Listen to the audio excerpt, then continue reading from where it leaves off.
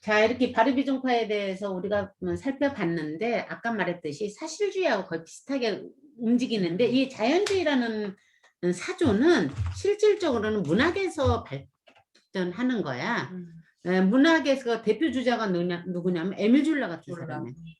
에밀 졸라가 그리고 이 문학에서 자연주의가 발전하게 된 그 철학적 근거, 과학적 근거가 사상적 근거라고 하는 게 아니겠다.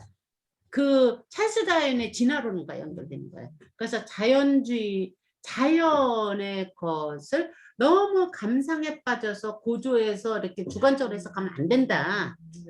라는 걸로 자연의 원리를 파악하고 이런 걸로 이렇게 얘기를 하는 거고, 그것의 사실주의는 대개 무엇과 연결되느냐면 자연주의적인 그 사실을 근거로 하는데 사회적인 것들에 대한 어떤 시선이 강하게 가는 거.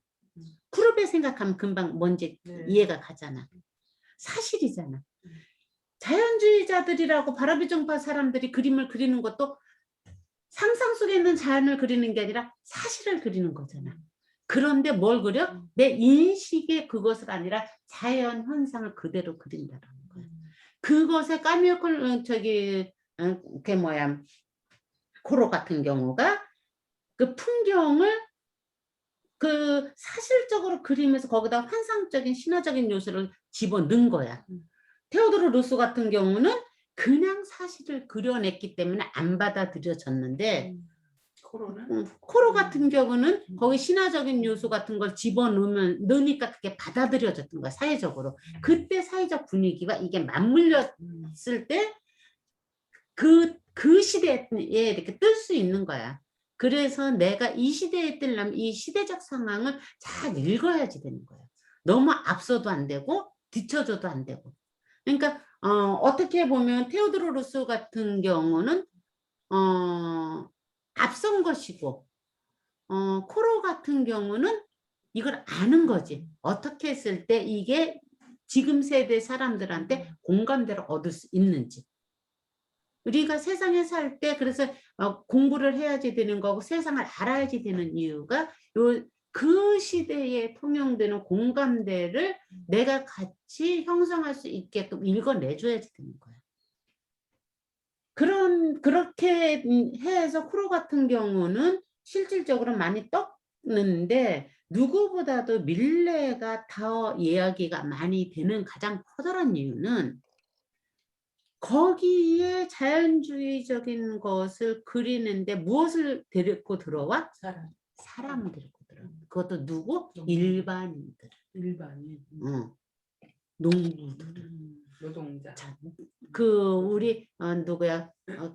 쿠르베가 돌 깨는 소년을 그리듯이 그런 애들을 그러니까 기층민의 사람들을 도시에 있는 기층민의 사람들을 자기 화폭의 주인공으로 데리고 오듯이 이 사람은 농부들을 끌고 들어와. 그래서 쿠르베하고 버금가게 앞서가는 사람이잖아. 그러니까 이 사람이 확 더 이렇게 시간이 지나면서 부각될 수 있었던 거야. 밀레가. 시대를 읽었는데 시대를 읽으면서 어떻게 했다? 조금 앞서서 끌고 나갔다. 시대를 읽었는데 공감대를 얻기 위해서 무엇을 했다? 기존의 것을 첨부했다. 까미오코로 같은 경우는. 선구자는 그것보다 시대를 읽으면서 앞서가기 위해서 뭔가 새로운 걸 하나 개척하는 거잖아요. 그게 쿠르베와 같은 맥락으로 밀레가 개척을 했단 말이에요. 바로 그 지점 때문에 밀레가 더 바르비종파의 대표 주자로 쓰는 거야. 그림이 더 멋있어서가 아니라. 그러니까 일단 그렇게 돼. 바르비종파에 대해서는 여기까지만 설명을 하고 그렇지만 풍전에도 쿠르베보다 밀레가 더 인정받았어요, 그러면? 그럼 밀레는 굉장히 쿠르베는 정부로부터 쫓겨나잖아. 그래갖고 나중에 피신을 가서 거기서 죽잖아. 스웨덴인가 스위스인가 어디로 가서 죽잖아. 스위스였던 것 같다. 그러니까 얘한테 이걸 다 이렇게 뒤집어 씌우잖아. 사회적으로 위험 인자로 위험인. 저기 낙인이 찍혀갖고. 그런데 밀레 같은 경우는 그러니까 그림 선정위원으로 뽑혀 나라에서. 그래서 대접을 받으면서 이 사람은 풍족하게 살다가 가. 밀레를 농민화가라고 해갖고 사실 내가 안 살아봤으니 어느 게 맞는지 어떻게 알겠어. 그런데 이 사람 저 사람 글을 읽어보면은 누군가를 하나를 영웅을 만들기 위해서는 신화화시키는 거라고. 영웅은 신화화돼서 내가 원하는 모습으로 그 속에다 집어넣어서 만들어지는 거야 일반적으로. 그래서 사람이 몸이 쓰러지고 죽고 나면 다 웬만하면 영웅이 돼. 그치? 바로 그 신화화시키는 그 과정에서 밀레가 굉장히 가난한 사람으로 돼 있어. 일반적인 이야기에는. 그래서 가난했는데 그 가난하던 시절에 걸렸던 결핵 때문에 결국 죽었다. 이런 식으로 신화화시켜서 하는데 실제 밀레 전기를 조금 더 객관적으로 말하는 걸 읽어보면 밀레는 절대로 가난한 사람이 아니고 굉장히 그 시대에 대접받고 아니 인정받고 아니요. 굉장히 부유한 집안에서 태어났고 공부도 많이 한 엘리트였던 거예요. 아까 여기 설명에도 농부의 아들은 어떤 거 하시고 같은 시대니까 사실주의하고 자연주의가 같이 움직여지는 거지. 뭐라고? 아까 미선아? 여기 설명에도 농부의 아들로 태어났기 때문에 사람들을 그 친숙해서 그런 사람들을 그렸다는 그렇게들 얘기를 한다는 거야. 이게 신화화 시켰다는 거야. 나는 근데 이 말에 그 박수를 손을 들어. 뭐라고? 같은 시대를 살았는데 그 같은 시대에 밀레는 인정을 받고 프로베는 인정을 못 받았던 거야. 그렇지. 같은 시대에서. 왜 그랬을 것 같아? 한 사람은 시대의 저거로 낙이 찍히고 한 사람은 그냥 오히려 더 신화적으로 그러니까 더 부추겨서 그 사람을 영웅을 그러니까 신화적으로 부추겨진 거는 후대 사람들이 하는 거고 근데 당대에는 내가 보기에는 두 개 그림이 내가 느끼기엔 비슷한데. 그런데 왜 그랬을 것 같으냐면 사람의 성품인 거예요. 그다음에 성품이 뭐냐면 거칠게 대항하는 스타일이고 크루베는 직선적으로 자기의 옳음과 자기가 맞다라는 걸 주장하는 거야. 꺾이지 않고. 그래서 강직하게 가니까 부러진 거고 밀레 같은 경우는 굉장히 유연하게 대처를 해. 어딘가 모르게 비슷한 그림인데 부드럽긴 하다. 그림도 부드럽고 세상에 대처하는 방식이 굉장히 유연해.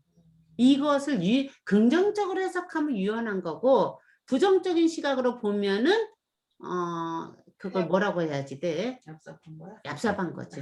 시대가 뭐라 그러지? 시대의 흐름을 잘 타고나지.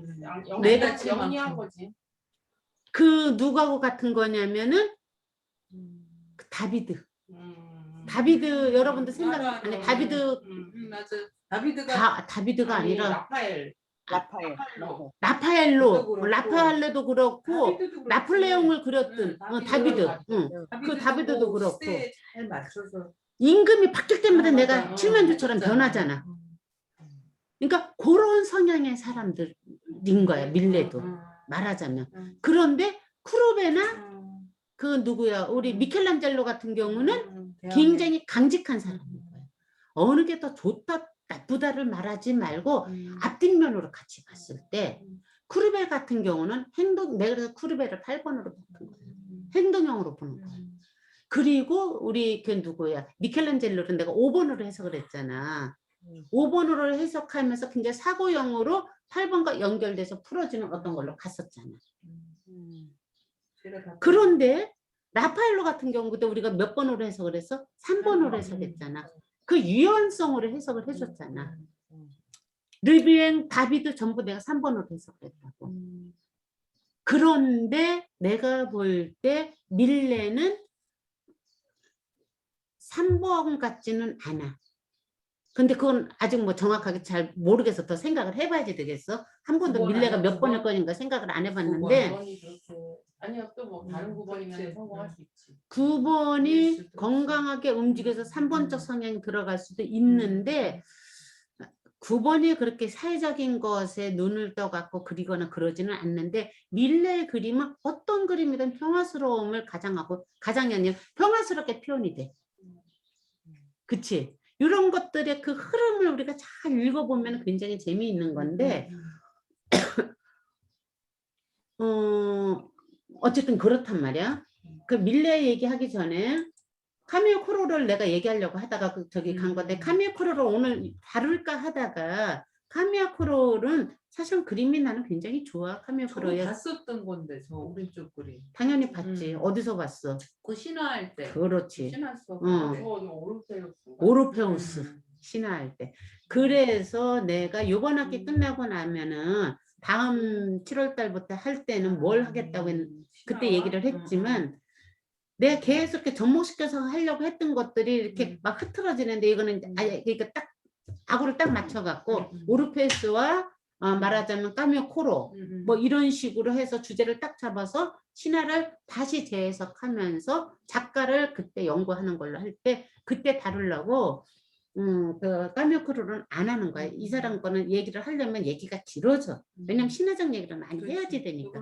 그래서 이거는 그냥 넘어가고 농민화가로서 우리가 이들을 볼 거야. 그런데 이들을 농민화가라고 부르는데 내가 왜 물음표를 해놨냐면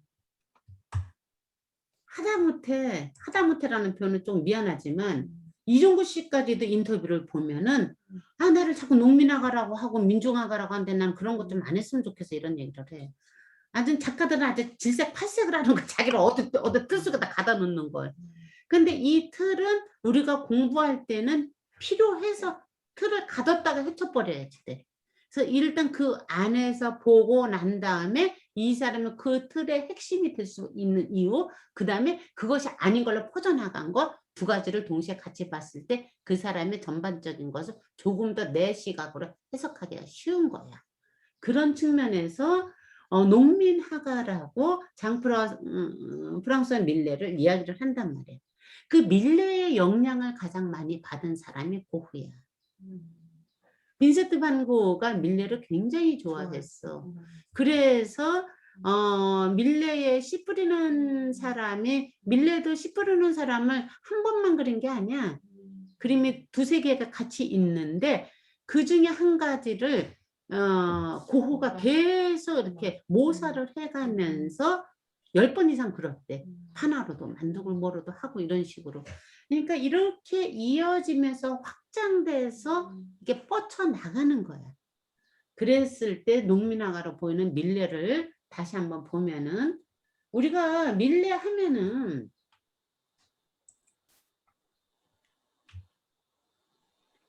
(1814년) 사람이야. 14년에 태어났어. 그래서 거의 비슷하다고. 쿠르베가 몇 년생인가? 거의 같은 년배일 거야. 1819에 1897이네. 거의 비슷하네. 1877일 거야. 그러니까 동시대인인 거야. 거의 죽은 건 너무 속상했을 것 같아 쿠르베가. 하나도 안 속생해. 왜냐? 쿠르베 같은 사람은 쿠르베도 밀레도 뭐냐면은 욕은 해댔겠지.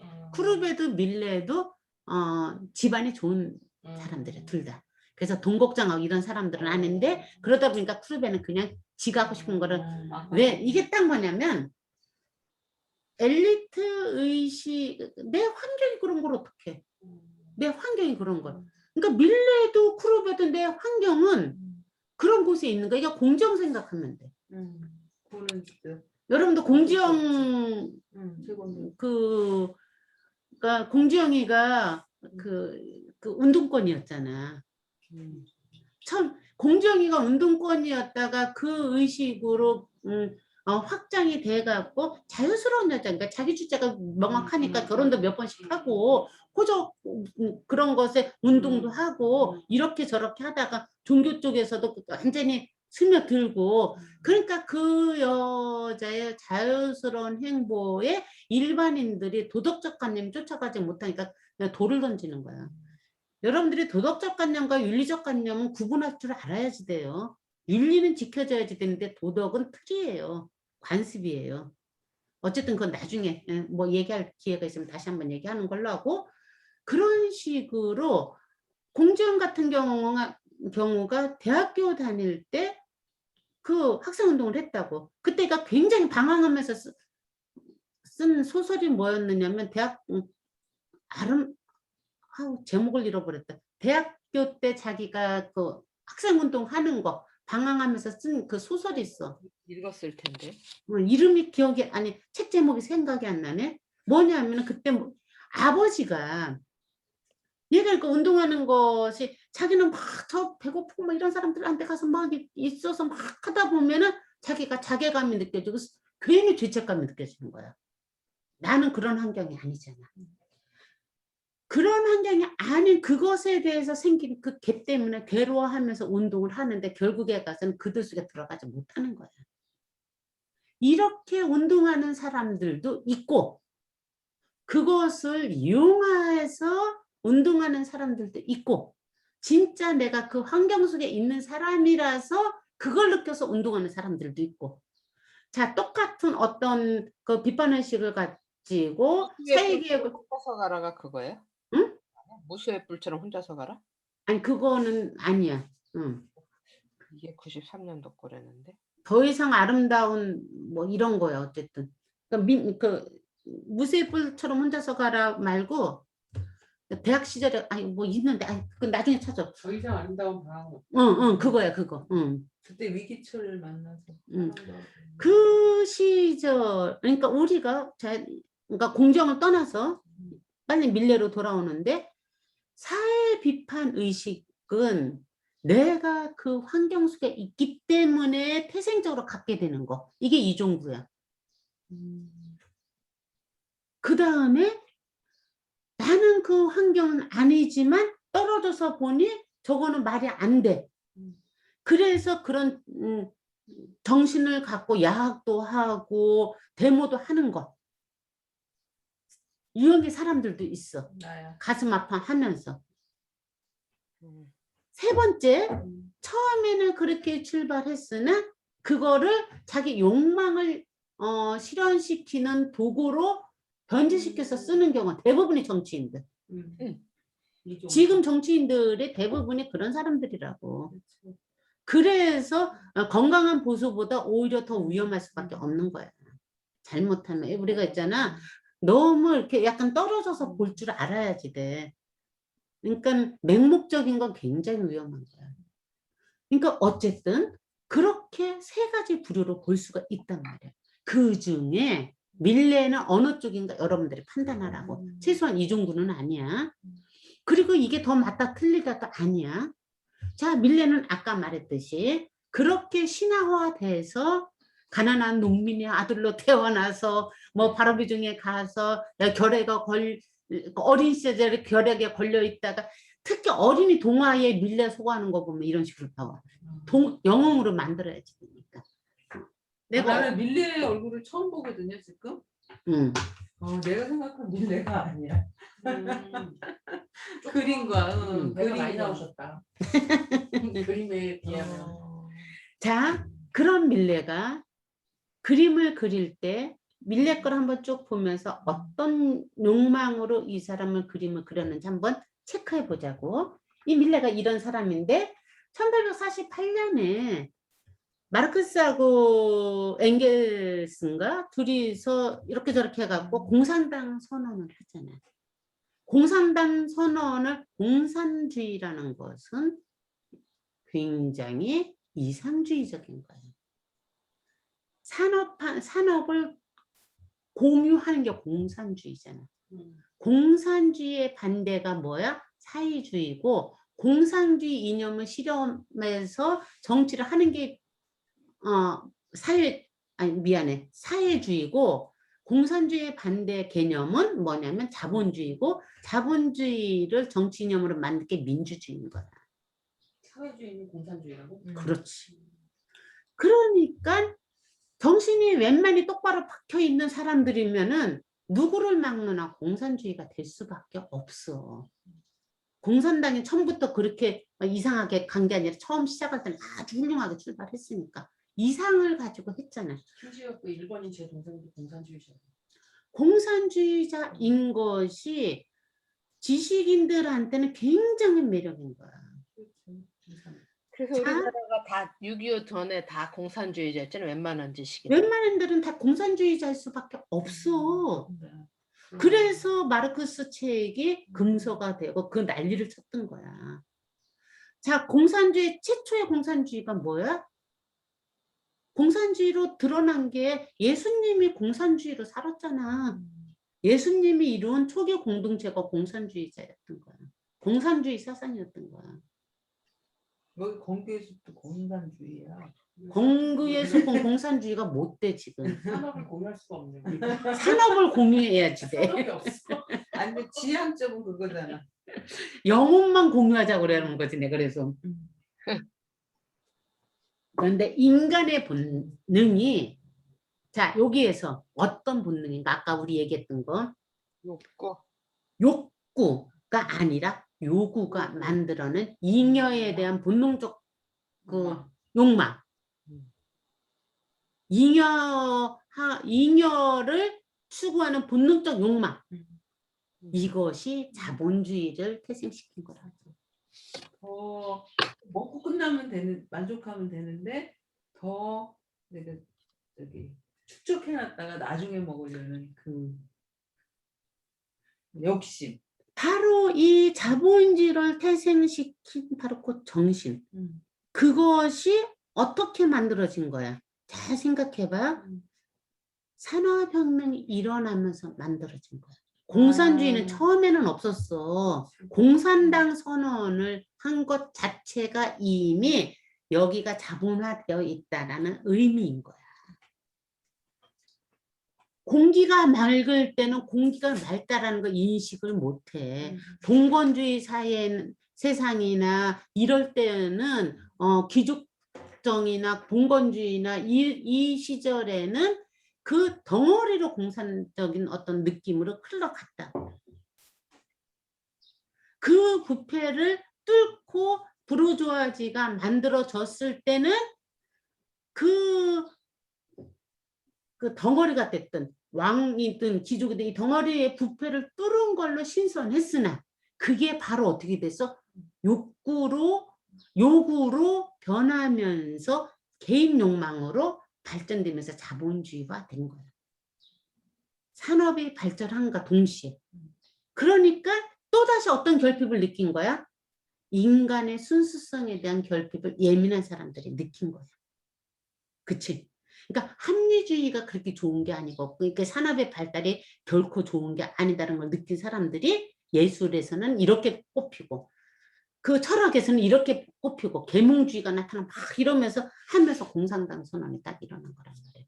그러니까 공산당 선언이 딱 일어나니까 사람들이 모두가 와 그게 맞다라고 박수를 친다고. 우리가 문재인 대통령이 딱 들어서니까 모두가 다 조금 지각 있는 모든 사람들은 그것을 박수 치잖아. 그리고 그 속에 안 쓰면 왠지 좀 내가 조금 욕심쟁이 같고 뭔가 양심이 조금 아닌 것 같은 묘한 느낌에 이렇게 시달리기도 하잖아. 그게 그나마 시달리는 사람들은 저 기성세대의 껍질로부터 균열이 가 있거나 벗어나 있는 사람들이고 그 안에 딱 갇혀 있는 사람들은 그게 옳다라고 생각하기 때문에 이것은 옛날에 공산당만큼이나 위험하다고 생각해서 끊임없이 치는 거야.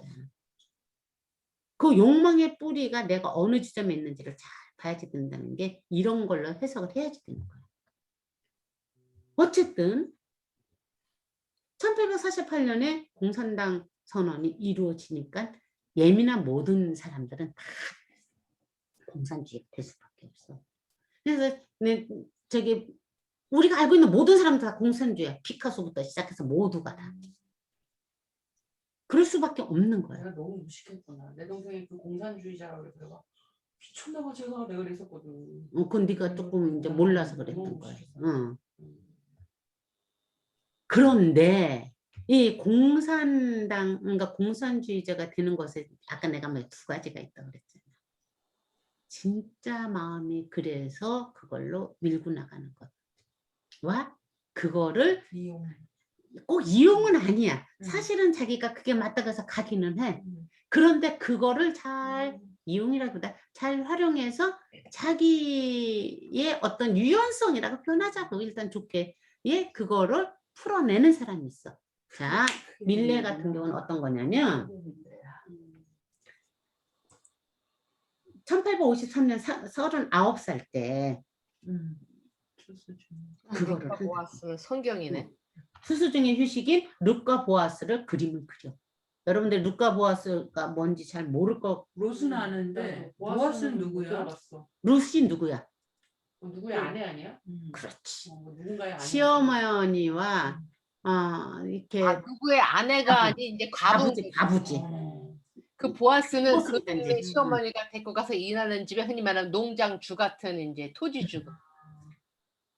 남자. 루시 시어머니 그러니까 가부가 되면 전부 친정으로 가라고 하는데 아닙니다. 우리는 시어머니를 모시고 살겠습니다. 루카 나움이라는 그 저기가 나와. 그래서 루시 자 이삭 줍는 거 잘 생각해봐.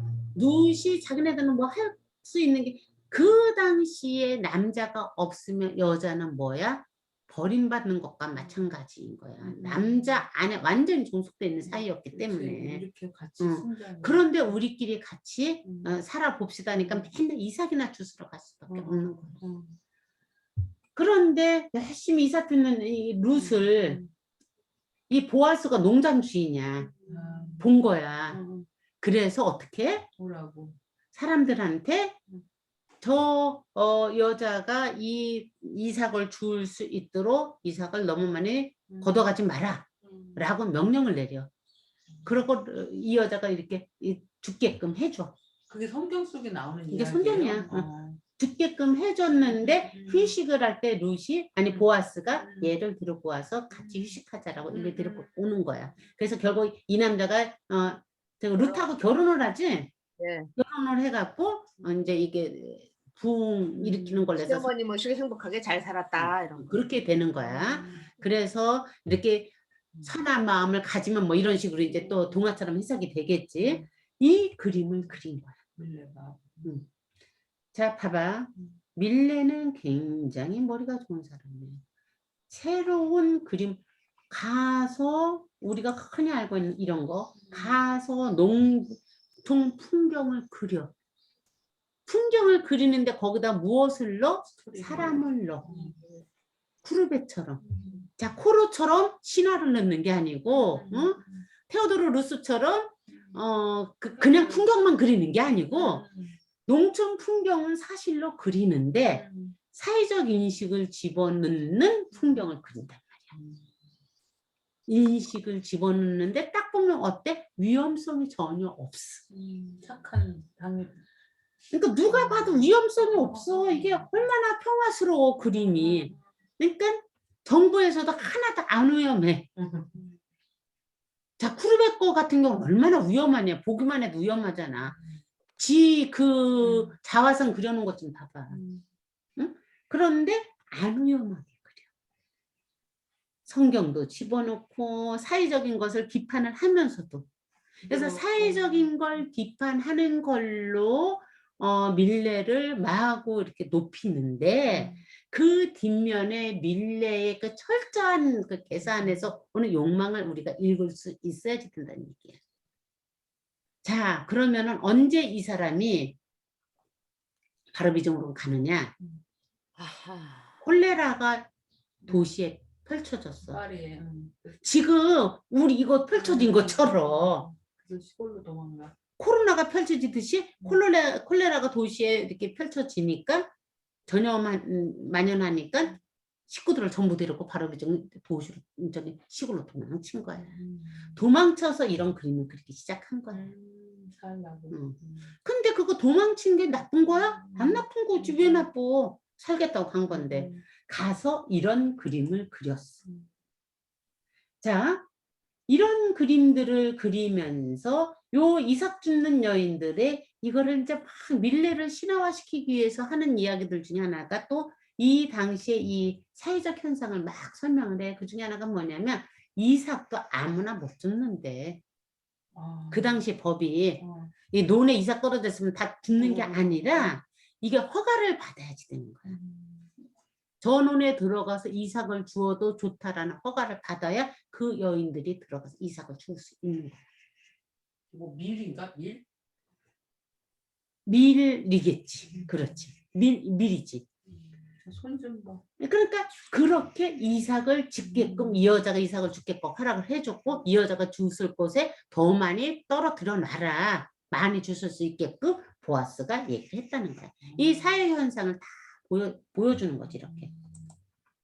그러니까 우리가 이 그림에 숨어있는 뜻을 모를 때는 언뜻 보면 아주 평화스러운 모습이잖아. 평화스러운 모습인데 실제로 이 평화 속에 품고 있는 사회 비판 정신이 많이 들어있다라는 거야. 그러니까 밀레는 정말 그 머리가 좋은 사람이야. 그리고 이 만종이 살바도르 달리가 마구 주장을 해. 밀레의 만종에 숨겨진 비극적인 신화가 있다. 그러니까 이것이 이 바구니가 감자 바구니가 아니다. 애기 죽은 바구니, 애기 죽은 것이었을 가능성이 있다. 이러면서 얘가 하도 주장을 하니까 엑스라이로 그거를 이 그림을 살펴봐. 그랬더니 그 밑에 진짜 밑그림에 이렇게 저기 어떤 구유 같은 게 희미하게 있었대. 그래서 이것을 마치 사실처럼 정형화 시키는데 실제인지 아닌지는 아무도 모르는 거야. 예전에는 누구나가 다 그림을 그리고 난 다음에 그 그림을 지우고 마음에 안 들면 지우고 그 위에다 다시 그리잖아. 그랬을 가능성, 나는 절대로 그렇게 생각 안 돼. 솔직히 밀레의 전반적인 거 봤을 때는 밀레를 신화화시키기 위해서 그랬던 것이 아닐까라는 생각이 드는데 어쨌든 그랬을 때 어떤 이야기도 있느냐면 여기에서 그 아기 죽은 구유를 이렇게 놓은 걸 그렸을 때 친구가 와서 야 그건 좀 너무 선동적이지 않냐, 그걸 그렇게 그리면 안 될 것 같아. 그래서 그걸 지우고 감자 바구니를 바꾸었다 라는 이야기도 있어. 1번 2번 이 아기 시신을 묻을 거면 저 살쾡이 같은 저 그 곡괭이가 아니고 땅을 파는 삽이 있어야지. 저거는 수거하는 저 삼지창, 저거는 땅을 파는 기구가 아닌 모으는 기구예요. 그러니까 그렇지. 나는 그 전제는 틀렸다. 확실하게 안 해. 그렇지. 그러네. 나는 지금 미순이 이야기에 손을 들어. 그런데 사람들이 전부 밀레를 신화화 시켜야지 되니까 달리가 말했던 바로 그거, 그게 맞아 이러면서 뭐 구유가 어떠고 그러니까 그게 맞아서 밀레는 이렇게 사회 비판적이고 이런 사람이었어. 그리고 전염병에 그 결핵이 걸렸다가 결국은 그걸로 죽게 돼. 뭐 이런 식으로 영웅으로 만들었단 말이야. 구유가 뭐예요? 애기 애기 이렇게 애기 담는 바구니. 저기 그 소 구유는 이런 원래 거 구유는 말구유 그러잖아. 소박그릇 이런 거. 수박 그릇인데 이거는 지금 바구니잖아. 바구니잖아. 그렇게 얘기가 돼 있어. 그런데 이것에 숨어 있는 그 뒷뜻도 이거는 저게 애기라면 너무 슬프다. 아니 난 달리가 더 웃겨. 그런 얘기를 왜 했을까? 달리는 그냥 완전히 자기에 빠져 있는 사람이야. 너무 그래갖고 그림에 대해서 자기가 뭘 알고 있는 게 아니고서야 이제 어떤 그렇게 이렇게 떠도는 뭐가 말들이 되는 거야? 있으니까 그 말이 많이 떠돌았겠지. 그러니까 달리는 그걸 신화화 시켜버린 거지. 초현실주의 화가잖아. 달리는 초현실주의 화가이기 때문에 뭔가 극적이고 원했어. 뭐 이런 것들을 원하지. 그러다 보니까 그런 식으로 그걸 주장을 했던 것 같아. 이 주장하던 그 시절의 것들을 잘 살펴보면은 그렇게 큰 저기가 아니란 말이야. 그러니까 이게 1859년이면 1814니까 40 몇 살 때잖아. 과연 이거는 이제 우리가 사실을 따질 필요가 없어. 여기에서는 나한테는 어떻게 읽혀지느냐가 중요한 거야. 나는 이 밀레의 만종을 보면서 무엇을 읽을 것인가가 중요한 거야. 그치? 그림이 내 앞에 왔을 때는 어차피 그림은 여러 가지 숨은 뜻을 품고 있기 때문에 그 작가가 무엇을 그렸는지를 확인하는 것도 중요하지만 그것보다 더 중요한 건 이 그림을 통해서 내가 무엇을 느끼느냐지. 그랬을 때 나는 미순이가 지금 지적한 저 부분, 저건 제가 정말 저런 거는 기가 막히게 그래. 통찰력 있어. 우리는 안 나는 못 해봤잖아. 봤어. 아니, 합인지 삼지창인지. 해봤어. 나를 알아 저거 삼주창인지다. 그런데 저걸 그렇게 못 느꼈어. 근데 미순 얘기를 딱 들으니까 내 맞아. 추측이 확증 맞아 이렇게 돼버린 음. 거야. 이건 걷어들이는 거지 땅 파는 게 아니야. 아 그리고 만족이라는 게 어디서 종소 저기 교회 종소리가 딱 들으니까 아 오늘 하루를 너무 감사합니다 하는 그 약간 부부부의 그런 삼종기도 삼중기도 삘인데 그것을 갖다가 음. 그렇게 무서운 얘기로 우리가 이제 무서운 얘기로 마냥 바꾼 거지.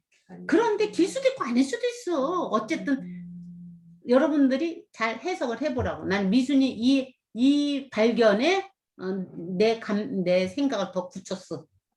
그 다음에 아니, 이쪽에 삽이 또 있을 수도 있지. 여기 곡괭이 있잖아. 이거 봐. 그렇지 저런 게 있어야지. 자, 이쪽에 이거 삽이 뭐야? 어디 있어? 없잖아. 아니 그림에. 그 그림이 바깥에. 그러나 그거는 그 상관없는 거고. 자, 이건 이렇게 뭐야? 해야지. 감자 심을 때는 곡괭이로 하잖아.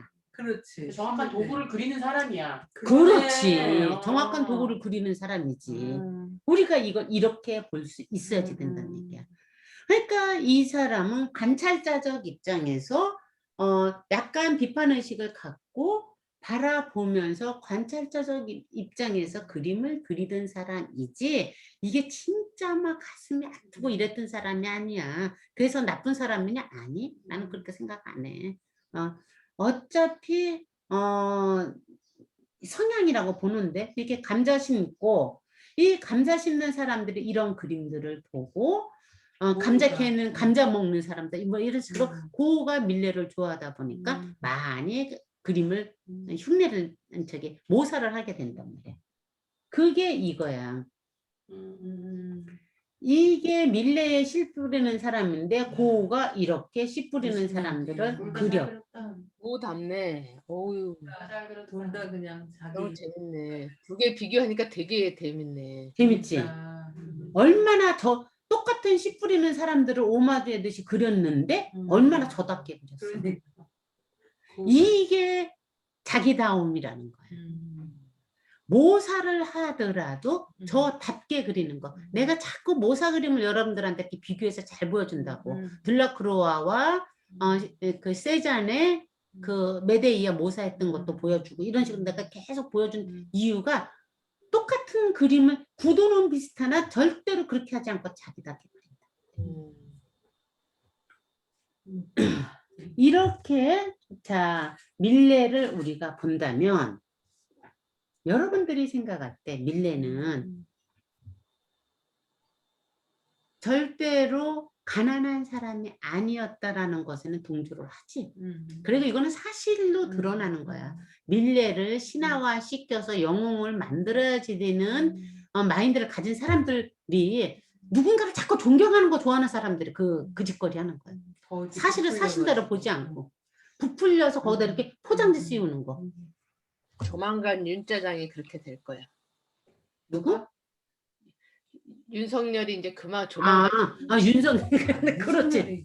윤석열이가 무슨?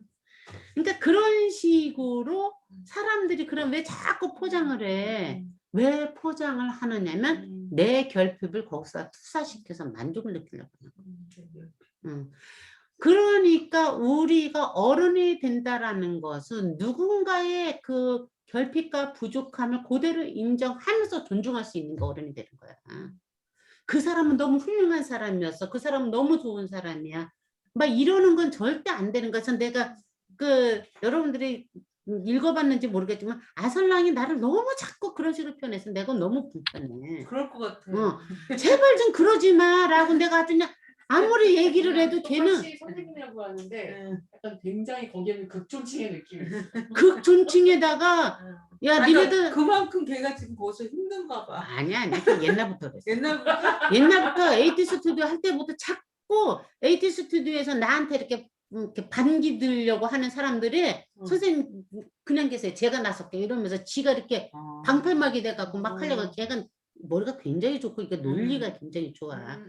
신부 공부했던 애니까 그게 안 그렇겠어. 그러고 그걸 뛰쳐나온 사람이잖아. 그러니까 반항적인 기질도 강하고 굉장히 얘가 그게 강하단 말이야. 그러다 보니까 감상적으로 막 이거는 아닌데 이상하게 꽂혀갖고 나를 너무 그렇게 만드는 것 때문에 내가 굉장히 불편해서 내가 계속 뭐라고 하거든. 그러지 아, 말라고. 선망. 응. 근데 지가 깨질 때까지는 할 수 없어. 그냥 내버려 둬야지 되는. 그런 사람들이 굉장히 위험해. 사실은 누군가를 계속 이렇게 너무 이렇게 뭐 이렇게 높여서 얘기하는 사람들 있잖아. 굉장히 위험한 사람들이. 그런 사람들의 배신을 합니다. 맞아. 일반적으로 보면. 자, 이것이 대표적으로 우리가 어디에서 나타나? 그렇게 동경을 하는 건 뭐 때문에 그러냐면 내가 불안하고 두려워서 그런 거거든. 그리고 그 사람을 통해서 나를 투사시킴으로써 거기에서 안심을 하는 그 심리적 욕구가 자꾸 누군가를 존경하게끔 만드는 거거든. 우리가 나는 지금도 너무 그게 충격적으로 왔던 그 장면이야. 사운드 오브 사인 아니 저기 그냥 뮤직. 사운드 오브 뮤직에서 그 큰딸 남자애. 남자애 맞아. 얼마나 사랑했어. 그렇게 사랑하고 막 그러던 애가 갑자기 돌변해갖고 배신자가 되잖아. 그렇게 너무 좋아하는 것이 사실은 문제라는 거야. 너무 좋아하고 너무 극단적으로 우리는 했을 때 꼭 뒤탈이 생기게 돼 있어. 자기 게 없어서 그래. 확실한. 자존감이 없을 때 남을 너무 존경을 해. 어쨌든 그런데 이 사람들을 봐봐. 너무 좋아해. 존경을 해. 그래서 오마주를 막 해. 그런데 뭐가 있어? 지가 나와. 이게 진정한 의미에서 스승과 제자의 관계인 거고 이렇게 됐을 때 내가 확장돼. 좋은 관계는 이렇게 다름을 인정하면서 좋은 부분을 공유하고 그것에 같이 박수 쳐주는 게 좋은 관계인 거야. 그러니까 이렇게 봤을 때 이 둘 다 정말 참 훌륭한 사람인 건 확실한데 보호가 참 매력적이야. 그러니까. 밀레 같은 경우는 절대로 여기서 보면 관찰자적 입장으로 바라본 거지 가슴으로 그림을 그린 사람이 아니야. 머리로 그림을 그린 사람이야. 내가 오늘 이 얘기를 여러분들하고 이제 하려고 했던 건데 그런 반면에 고흐는 가슴으로 그린 거야. 저 해다 해. 그냥 말을 안 해도 알겠어. 머리로 그리는 사람과 가슴으로 그리는 사람의 차이를 여러분들이 느껴야지. 그리고 여러분들은 세상을 어떤 시선으로 보는지를 봐야지 돼. 나 같은 경우 보면은 김성림 씨 같은 경우는 이때 가슴이라기보다 그 사람 몸으로 사는 사람이야. 그런데 나는 가슴으로 살지만 뭐든지 머리로 해석하는 굉장히 관찰자적인 입장에 있는 사람이에요. 자기들이 어떤 유형의 사람인지를 스스로 판단을 해보라고. 난 굉장히 감성적으로 바라보는데 그거를 관찰자적 입장으로 떨어뜨려서 해석하는 어떻게 보면 굉장히 재수없는 사람인 거예요. 잘 풀지 못하면은 나는 내가 그래서 이때 재수없다는 표현은 절대 비하시키거나 이러려고 하는 말은 아니고 재수없다는 표현은 취소하고 그러니까 건조해질 수 있는 사람인 거예요. 굉장히 감성적임에도 불구하고 감성을 그 감성으로 풀어내면 그냥 내 질리면 되는데 이걸 자꾸 이렇게 논리화시켜서 뭔가를 보려고 하는 그게 왜 그렇게 내가 생겼나 했더니 감성에 휘어 감기는 그것에 그 휘어 감겨서 내가 쓰러져 버리거든. 없어져 버리거든. 그거에 대한 그거에 대한 반작용으로 나를 반작용으로 이제 나. 자꾸 관찰을 하는 거야. 관찰을 해서 그거를 자꾸 이렇게 세우는 거야. 그런데 사실은 이게 내가 작가가 안 되는 이유인 거야. 그렇게 넘어서서 없어져야지 되는 거야. 감성으로 내가 사라져 버려야 사라진 곳에서 썩은 곳에서 감성에서 피어나는 꽃이 피는 거야. 그랬을 때 난 작가가 될 수 있었을 거라고. 그런데 물이 막 끌으려고 할 것 같은 느낌이 들면은 겁나갖고 나도 모르게 이렇게 다 방어 기제를 쳐갖고 관찰을 하고 있는 거야. 그래서 그걸 막 증명하듯이 해갖고 철학자도 아닌 것이 과학까지는 문학가도 아닌 것이 이상하게 얼추기처럼 내가 어느 부분에 있구나. 이게 나구나. 그 자체를 내가 인정을 하는 거야. 이제 그걸 인정하는 과정에서 나는 감상자일 수밖에 없어라고 빠져나온 거라고. 자기를 이렇게 이게 냉정한 게 아니라 냉철하게 봐야지. 휘발시킬 용기는 없어 이제는? 그건 용기하고 상관이 없는 거야. 아, 그냥- 에너지의 양인 거야. 되게 희한한 게 나는 처음에 언니한테 이제 사진 배우고 언니 내가 어시하고 그럴 때 언니는 다큐멘터리 사진가인가? 내가 이랬다? 다들 그렇게 느낄 정도로. 근데 돌 막 그 사람 찾으러 다니고 뭐 사진 찍고 막 이러는데 또 그건 아닌 것 같아. 다큐멘터리는 아닌 것 같아. 모든 사람들이 나를 내가 하고 다니는 폼새나 이 말하는 여러 가지로 봤을 그리고 때 심지어 전국을 각지를 돌면서 저 돌을 만든 사람들이 되게 말하자면 문화재처럼 가치도 있고 막 이러니까 너무 연결이 되는 거예요. 다큐멘터리로. 그 선생님을 그렇게 건조한 사람으로 봤지? 그건 근데 검증한 게 아니지. 사진은 또 그건 건조한 거하고 찍어놓으면 다른 거야. 찍어놓으면 다큐멘터리가 또 아니야.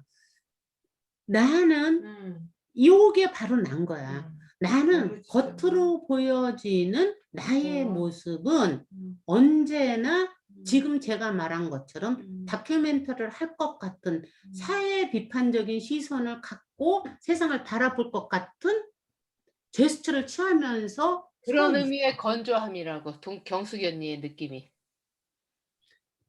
근데 아닌데 선생님은 좀 그렇게 보여. 오래 선생님을 그렇게 딱 똑같은 표현을 하고 싶었어. 응. 남들이 언니를 딱 그렇게 보는 게 되게 그런 느낌이기 때문에 건조하다고 표현을. 그렇다면 그런데 그런 측면으로 사회 비판적이고 막 이런 것처럼 보여 내가.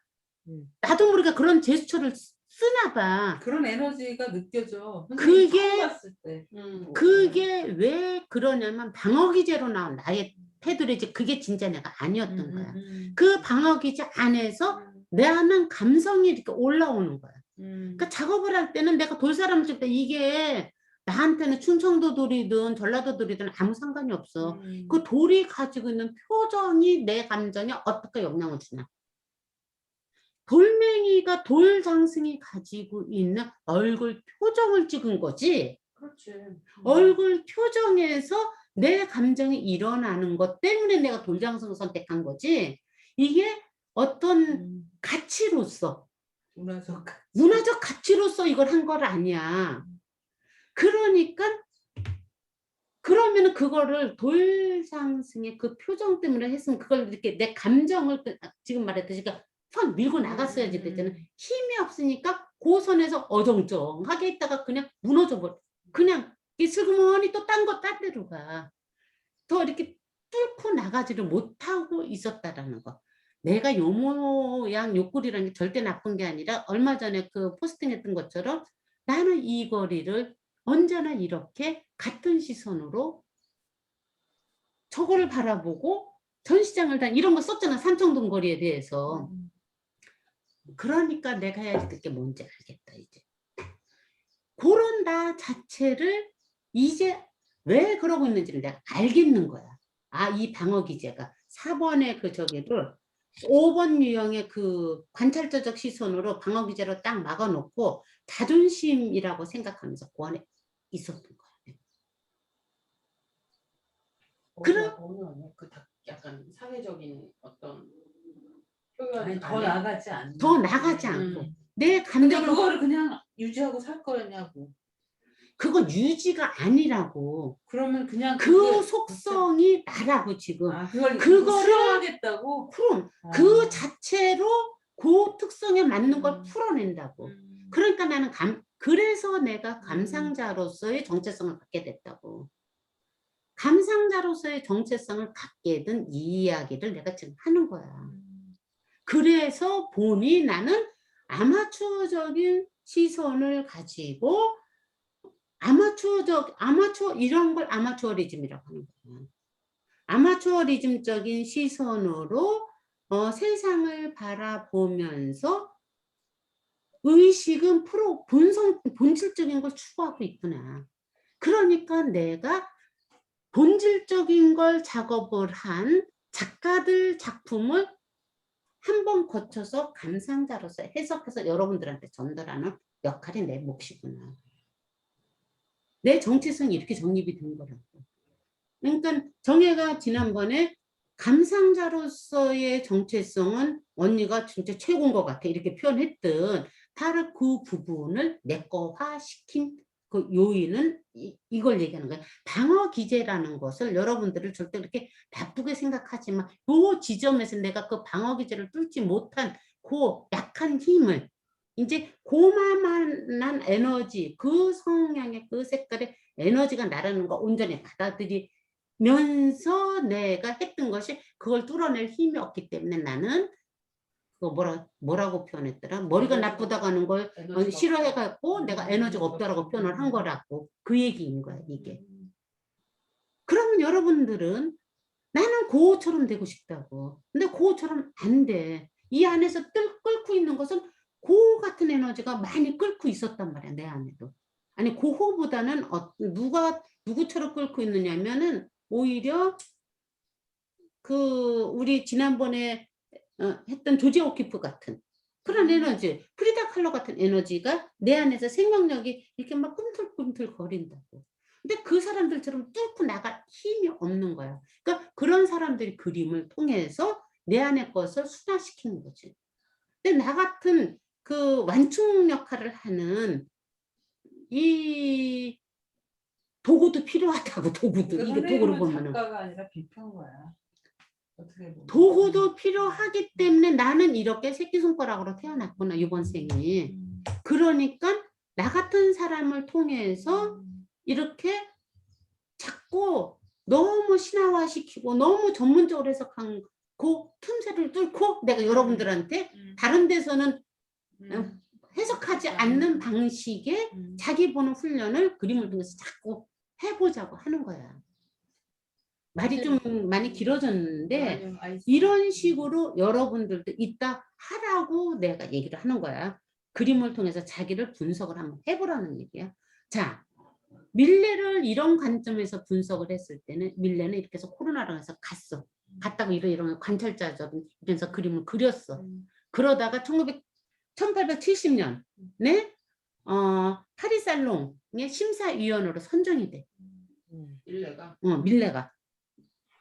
인정하는 거지. 그렇게 1870년 이 사람 파리 그 살롱 심사위원회를 선정이 되고 그때쯤에서 쿠르베는 어떻게 됐어? 좀 지나고 나서인가? 그때쯤인가? 뭐 저기 그 망명을 갔어. 그 감옥에 갇히게 생겼으니까. 인생 역전 이렇게 확 달라지는 거야 둘이. 그러고는 다시는 안 돌아가. 바르비종으로 안 돌아가. 밀레가. 죽을 때까지. 이걸 밀레가 아니 쿠르베가. 아니 밀레가 쿠르베는 어차피 바르비종을 간 적도 없고 바르비종에서 자기가 떴는데 바르비종에서 밀레는 이 그림으로 떴어. 이 그림으로 밀레가 사회적으로 확 이렇게 받았단 말이야. 근데 안 돌아간다고? 그러고 이제 이 코로나 때문에 이제 거기를 가서 이 그림을 그린 거야. 머리로 계산을 한 거야. 어떤 걸 그렸을 때 이게 사회적으로 메꿀 것인가. 이게 왜 나빠 계산하는 게. 그래서 이 적중했어. 이거를 떴어. 그 다음부터 같은 부류의 그림들을 그리다가 사회의식도 있고 말하자면 사회의식도 있어. 사회 비판의식도. 근데 별로 위험하지도 않아. 그러니까 약간 진보적인 사람을 심사위원으로 선정을 했을 때 구태의원한 사람들 입장에서 진보적인 사람 하나 희위에서 끌고 들어오면은 우리가 너희들을 이렇게 무시하는 게 아니야. 이게 될 수 있을 거 아니야. 그러니까 적임자를 밀레를 선택한 거야. 옳다구나 밀레는 와서 바르비종으로 안 돌아가. 엄청 정치적인 사람이네. 바르비종으로 안 돌아가고 거기서부터 이제 계속해서 상업적으로 성공을 해. 성공을 하다가 그거 읽어주면은 볼 수 있어요? 응? 죽기 전에 후기 그림. 이 감자 그림은 이제 넘어가서 이제 70년에 이제 그 위원회 됐잖아. 그럼 75년 여러 가지 그림들. 한번 살펴보자. 나도 그건 안 찾아봤는데 이따 찾아봐 줄게. 이 글을 읽어줄게. 1870년 밀레는 파리살롱의 심사위원으로 채택되었다. 이후 그는 그와 가족과 함께 프랑스 전쟁을 피해 어떤 동네로 이사를 가게 돼. 프랑스 전쟁을 피해서 또 어디로 가게, 보불 전쟁을 피해서 간 거야. 이때 보불 전쟁이 일어났을 때 바지유 같은 사람들은 전쟁에 참석해서 다 죽는다고. 그런데 도망가 버리는 거야, 나라를 피해서. 1871년 때까지 바르부정에 돌아가지 않았다. 이렇게.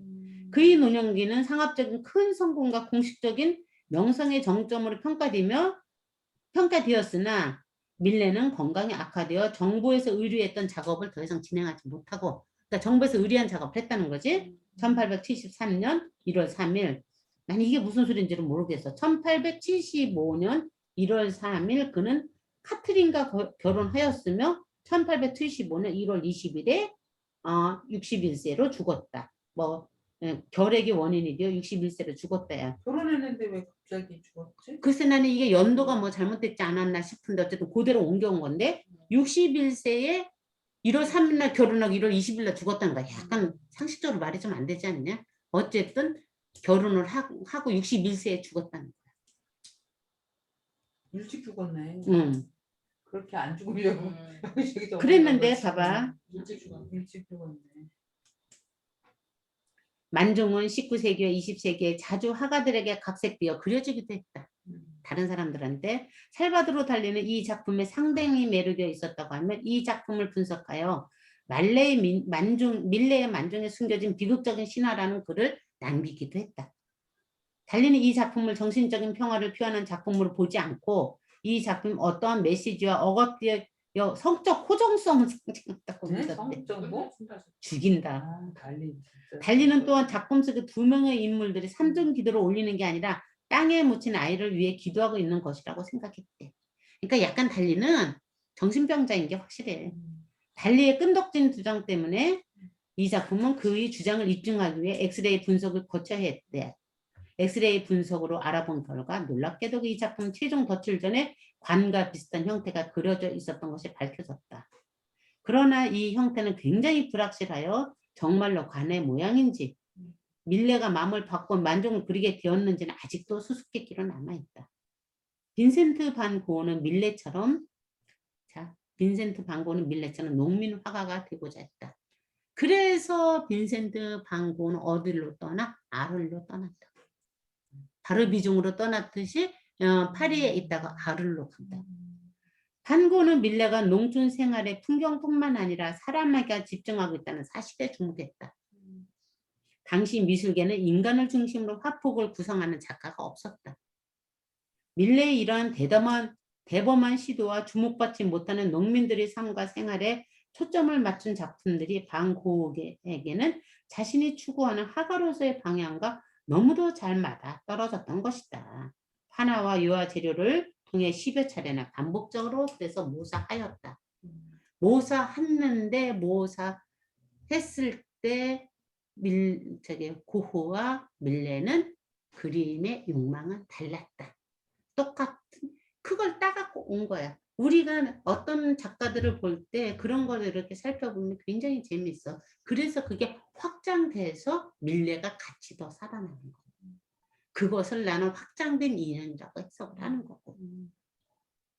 이런 사람이야.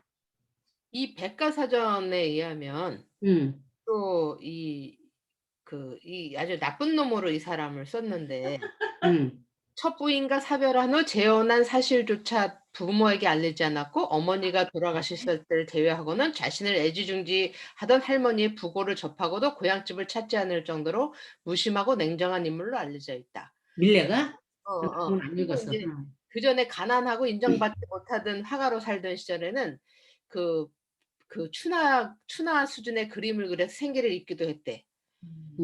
그리고 나서 이제 말년에 이제 유복한 대성한 화가로 생을 마감할 수가 있는데 그리고 뭐라 그래요? 그 나중에 이삭 줍는 년들을 그렇게 그릴 때 농민 화가라는 이름을 얻게 됐지만은 정치적 입장과 자신을 분리시키고자 했고 이 이삭 줍는 그 그림은 허드렛 일로 고단함에 극에 달리는 이런 걸 이 가혹한 노동 현장을 미화시켜 문제의식이란 전혀 없는 지식이라는 비판을 받기도 했다. 이거는 해석이 완전히 정반대해서 해석한 거야. 백과사전에서 이건 해석, 다운백과에서 나오는 해석이에요. 정반대 해석인 거야.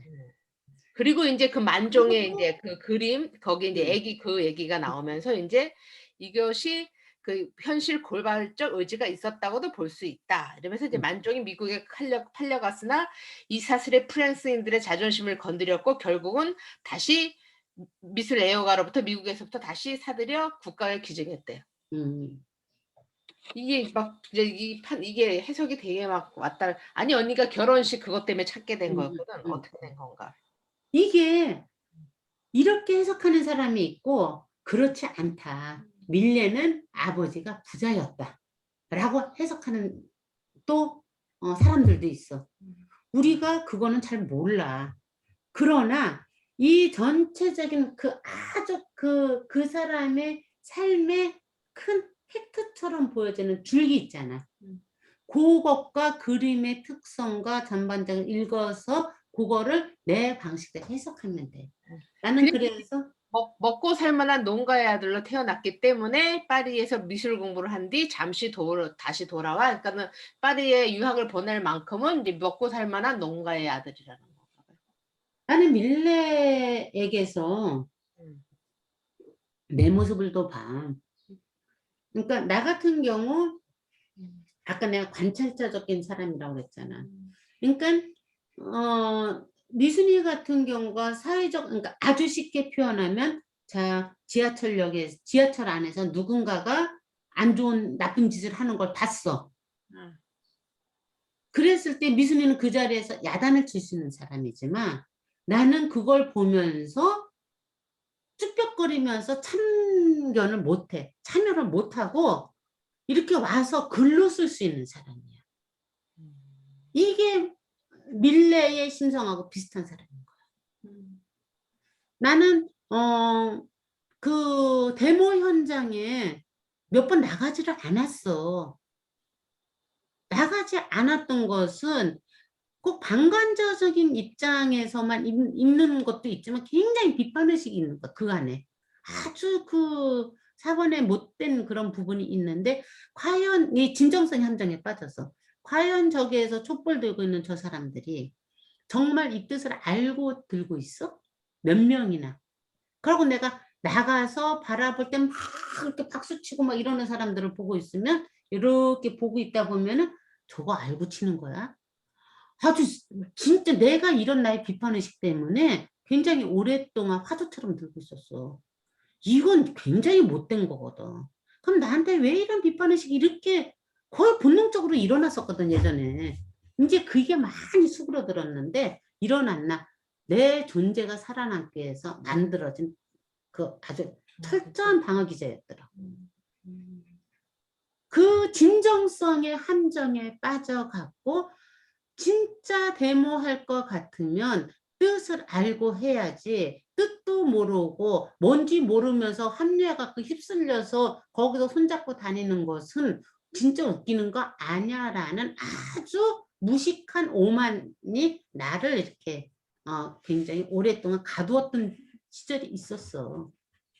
그것이 어디에서 파생된 건지를 내가 깊게 들여다보고 들여다봤더니 결국에 가서는 그런 나 방어하려는 저기에서 나온 그 얘기를 내가 굉장히 오랫동안 이렇게 자꾸 그거 헤어난 지가 불과 2, 3년밖에 안 돼. 2년 정도밖에 안 돼.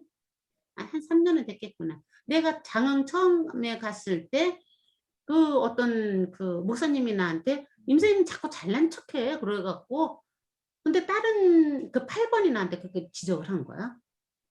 그런데 나는 내가 잘난 척한다고 정말 느낀 적이 없거든. 나는 내가 잘난 척은 안 한다고 생각하고 있는데 그런데 이제 2번이나 다른 사람들이 무슨 선생님 잘난 척을 해. 선생님 잘난 척은 안 하지 이러면서 나를 변호를 해줘갖고 그 8번의 그 오만에서 나온 시선이다라고 이제 내가 생각했는데 그게 계속 끄달리더라 그 말이. 왜 내가 잘난 척한다라는 소리를 듣지? 그리고 나를 조금 예전에 이유는 알 수가 없는데 정말 선생님 나를 이렇게 안 보던 선생님이 있었어. 그 저기 어디야 부천에서. 부천에서. 정말 나는 알 수가 없었던 거야. 아니 내가 자기한테 뭐 잘못한 게 진짜 없고 그런데 왜 저러나. 굴러온 돌이 박힌 돌을 뺀다라는 느낌으로 내가 어떤 학교에서 일을 할 때 이렇게 내 의견을 자꾸 주장하고 이러는 것이 그 사람 눈에는 너무 싫었던 거야. 그리고 선생님들한테 대놓고 얘기를 한대. 임 선생님 잘못한 거 없는데 진짜 싫어요. 그러니까 내가 얼마나 가슴이 답답하겠어. 더더군다나 이 사본이 누가 뭐라 타인에서 내 정체성을 참 그때는 그 번호도 모를 때였는데 그러니까 내가 정말 더 잘해주려고 하고 도대체 왜 그러는지 얘기를 하자고 하니까 이 사람 더 도망가는 거야. 진짜 재수없어 이렇게 되는 거야. 그것 때문에 굉장히 오랫동안 시달렸거든. 내가 한 2년을 시달렸던 것 같아. 그러다가 내가 마지막에 이 사람은 전시를 하는데 내가 여기까지 가서 해보고 난 다음에 아니면 더 이상 안 하겠어. 그러고 내가 마음을 딱 먹고 갔는데 역시 이렇게 선을 해. 그때 내가 이거 딱 끊어버린 거야. 근데 그 여자가 그때 왜 그랬을까? 여러 가지 것들에서 그 여자가 그 송 선생이 나한테 그랬던 것은 지금 생각해도 내 잘못은 아니야.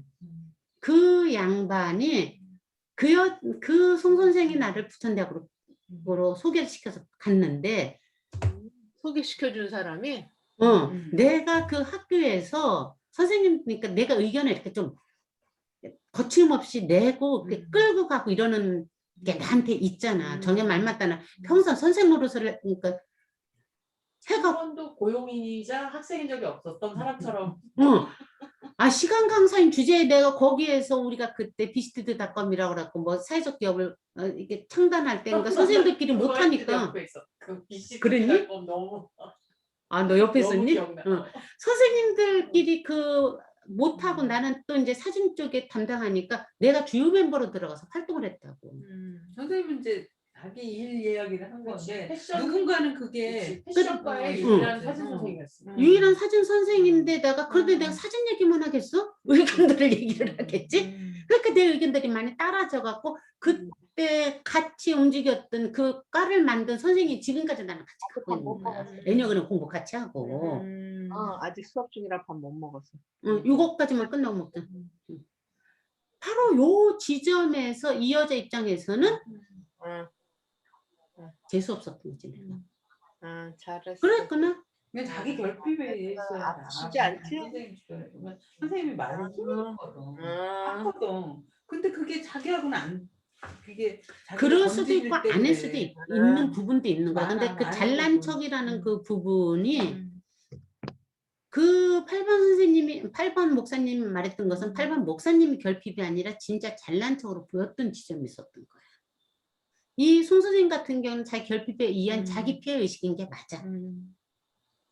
그런데 그 8번 목사님 같은 경우는 누구보다도 자존감 센 사람이었는데 왜 이렇게 걸려? 보니까 임 선생님 좀 잘난 척하는 것 같아? 라는 것이 내가 나도 모르게 내 의견을 낼 때 드러날 때가 있었던 것 같아. 정확하게 뭔지 모르겠지만 그 말에 계속 말면 걸려서 내가 비판을 시키는 것을 이렇게 화두처럼 붙잡고 계속 나를 봤다고.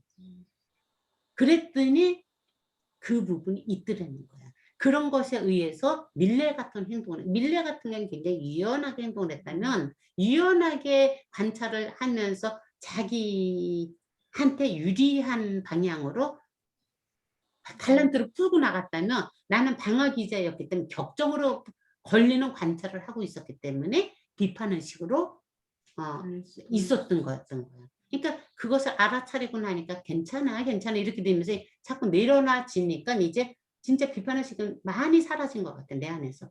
비판의식이 사라졌다는 건 뭐냐면 상대의 다름을 인정할 수 있는 힘이 생겼다는 얘기예요.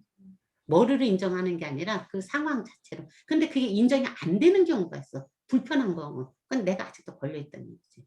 그래서 난 밀라한테서도 나를 본다고. 어쨌든 여러분들이 오늘 이 4명을 이제 이종구 선생님부터는 밥 먹고 하자. 네, 미순이 한국 지금 한 거 사람들은. 보니까. 한국 사람이기 때문에 음. 굉장히 많이 달라. 다른데 한번 보고 하는 걸로 하고 일단 밥 먹자. 그러니까 예. 다시 초대할게. 그럼. 예.